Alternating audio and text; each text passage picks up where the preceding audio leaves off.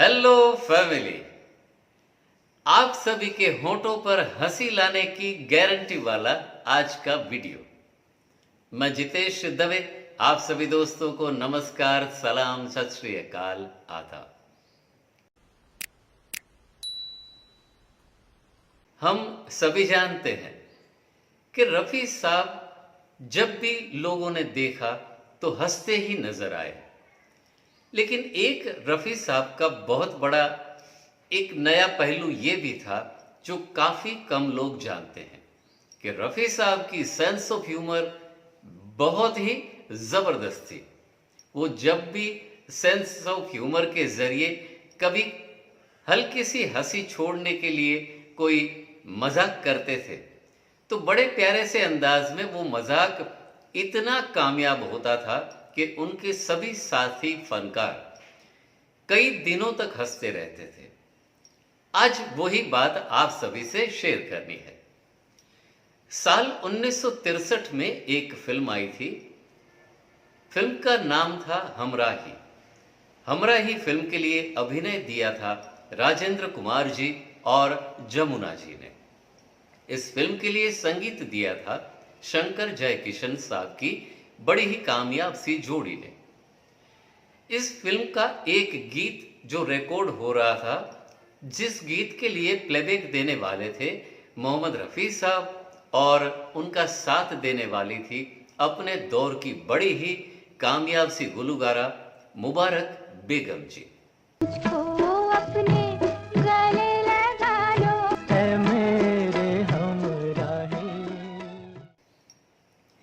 गीत के रिकॉर्डिंग से पहले रिहर्सल चल रहा था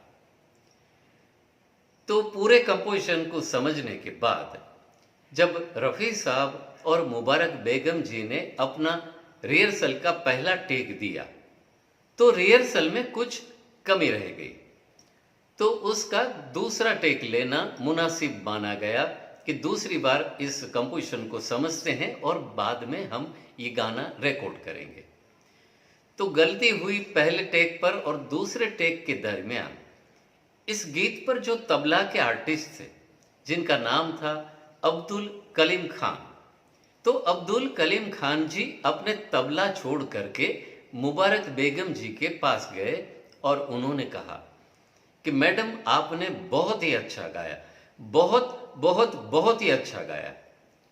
रफ़ी साहब उनके पास में ही बैठे थे तो उन्होंने भी ऑब्जर्व किया कि उन्होंने मुबारक बेगम जी की तारीफ की लेकिन मेरे नाम तक का जिक्र नहीं किया। तो फिर से दूसरा टेक शुरू किया गया।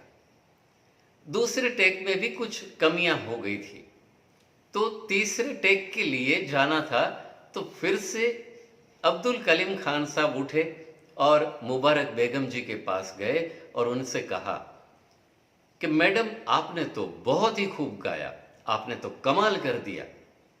रफ़ी साहब देख रहे थे। फिर से तीसरा टेक लिया गया। तीसरे टेक में भी कुछ गलतियां हुई। फिर से अब्दुल कलीम खान जी उठे और फिर से मुबारक बेगम जी के पास गए और उन्होंने कहा कि मैडम जी आपने तो कमाल कर दिया, आपने तो बहुत ही खूबसूरत गाया, इतना खूबसूरत गाया कि मैं आपसे क्या कहूं। अब रफ़ी साहब से रहा नहीं गया कि उन्होंने अब्दुल कलीम खान जी से कहा कि मियां मैं भी तो गा रहा हूं, आप मेरी तो तारीफ कर नहीं रहे। तो अब्दुल कलीम खान साहब ने उनसे कहा कि भाई आप तो अप्रूव्ड नंबर 1 गुलगार हैं लेकिन मैडम ने बहुत अच्छा गाया। बहरहाल गाना तो रिकॉर्ड हो गया और बड़ा ही पॉपुलर भी रहा अपने दौर में और आज के दौर पर भी ये गाना सुना जा रहा है। लेकिन बात कुछ ऐसी बनती रही कि उस गाने के दौरान जो जो फनकार इस गीत में म्यूजिक प्ले कर रहे थे उन सभी ने अब्दुल कलीम खान साहब का एक मजाक बनाना शुरू कर दिया कि आपको तो अच्छा नहीं लगता होगा दूसरे फनकारों के साथ बजाना, क्योंकि आज के प्रोग्राम पर, आज के रिकॉर्डिंग पर हमारे साथ मुबारक बेगम जी नहीं है। तो एक फॉरेन की टूर के दरमियान अब्दुल कलीम खान साहब का साथी आर्टिस्टों ने इतना मजाक बना दिया मुबारक बेगम जी के नाम से कि आखिरकार बड़े ही एक्साइट होकर कलीम खान साहब रफ़ी साहब के पास पहुंच गए और उन्होंने कहा कि साहब, मैं आपके ग्रुप के साथ काम नहीं कर सकता। लोगों ने मेरा इतना मजाक बना दिया है कि मुझे बिल्कुल ही पसंद नहीं है। मैं हाथ जोड़ के आपसे इल्तिजा कर रहा हूं कि मुझे आपका ट्रूप छोड़ने की इजाज़त दें। बार बार सभी लोग मुझसे यही कमेंट कर रहे हैं, मेरा यही मजाक बना रहे हैं कि आपको तो अच्छा नहीं लग रहा होगा कि आज के प्रोग्राम में हमारे साथ मुबारक बेगम जी नहीं है। तब रफ़ी साहब जानते थे कि अब्दुल कलीम खान जी मुझे छोड़कर जा ही नहीं सकते, ये नाहक का गुस्सा जता रहे हैं, आखिरकार मैं उनको मना ही लूंगा।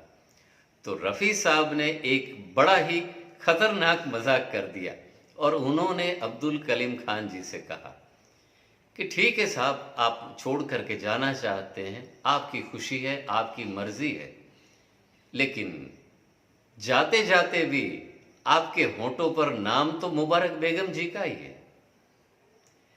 तो ये मजाक जब रफ़ी साहब ने किया तो पूरा उनका जो ऑर्केस्ट्रा बैंड का ट्रूप था वो जबरदस्त कह कह लगाकर हंसने लगा और सही मानों में अब्दुल कलीम खान जी भी हंस पड़े और फिर से उन्होंने कहा कि भाई आपको छोड़कर मैं कहाँ जाऊंगा। तो ये थी रफ़ी साहब की सेंस ऑफ ह्यूमर जो सभी के होंठों पर एक प्यारी सी मुस्कान लेकर के आती थी। आइए अब वक्त हो चला है आज के विचार बिंदु का। जो कोई इंसान हमेशा यही कहता रहे कि मैं बड़ा ही व्यस्त हूं, मेरे पास वक्त ही नहीं है, वो समझ लीजिए कि वो व्यस्त नहीं, अस्त व्यस्त है। दोस्तों, कैसी लगी मोहम्मद रफ़ी साहब की कला यात्रा से जुड़ी आज की हमारी कहानी? हमें जरूर से लिख करके भेजिएगा। आप सभी के कमेंट्स के लिए हम इंतजार करेंगे। अगर आप चाहें तो हमारे वीडियोस को लाइक करिए, अपने दोस्तों के साथ शेयर भी करिए। अगर आप चाहें तो हमारे चैनल को सब्सक्राइब करिए और हाँ, बेल नोटिफिकेशन और ऑल के बटन को जरूर से क्लिक करिएगा। आप सभी को सबसे पहले नोटिफिकेशन मिल जाया करेंगे। मिलेंगे बिल्कुल ऐसी नई प्यारी सी तरोताजा सी मोहम्मद रफ़ी साहब की कहानी के साथ दिल से दिल तक जेडी चैनल पर। तब तक के लिए bye bye, take care, save water, save our mother.